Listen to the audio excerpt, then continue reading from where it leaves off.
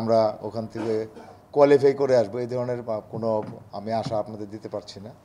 অনেক কারণ আছে, অনেক অনেক নানাবিধ কারণ আছে। সেটা পুরাটাই যেহেতু আমি এই টিমের দায়িত্বে, পুরাটাই ব্যর্থতা আমার।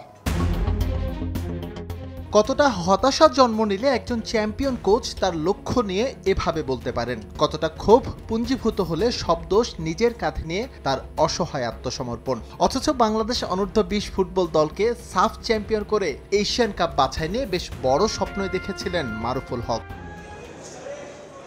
নেপাল থেকে ফেরার পর যখন আরও বড় পরিকল্পনার প্রয়োজন ছিল, সেখানেই চরম ব্যর্থতার পরিচয় দিয়েছে ফুটবল ফেডারেশন। সেখানে বড় দায় আছে ক্লাবেরও।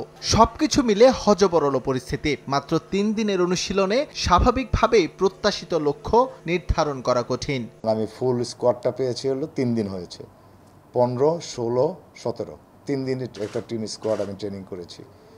তো এই ট্রেনিংয়ে এটা ফুটবল খেলা, ক্রিকেট খেলা না বা ইন্ডিভিজুয়াল খেলা না। সবাই এসে জয়েন করবে, ম্যাচের আগের দিন এসে বা ম্যাচের দিন এসে জয়েন করে খেলে ফেলবে।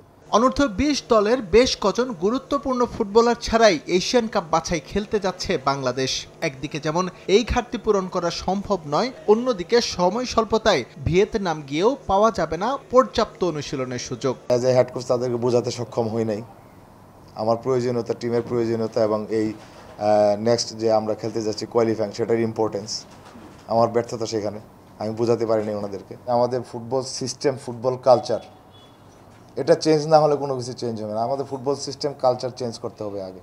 এই গ্রুপ থেকে যে 5 দল বাছাই পর্ব খেলবে, প্রস্তুতির দিক থেকে বাংলাদেশ সেখানে সবচেয়ে পিছিয়ে। অন্য দলগুলো যখন দেশের বাইরে প্রস্তুতি নিয়েছে, সেখানে ঘরের মাঠে ঠিকভাবে নিজেদের কম্বিনেশন সেট করতে পারেনি লাল সবুজ।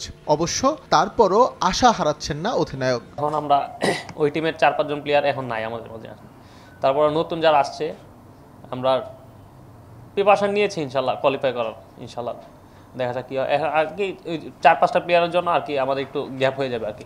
বাছাই থেকে চূড়ান্ত পর্বে যেতে হলে বাংলাদেশকে হতে হবে গ্রুপ চ্যাম্পিয়ন, নতুবা থাকতে হবে সেরা 6 রানার্স আপের মধ্যে।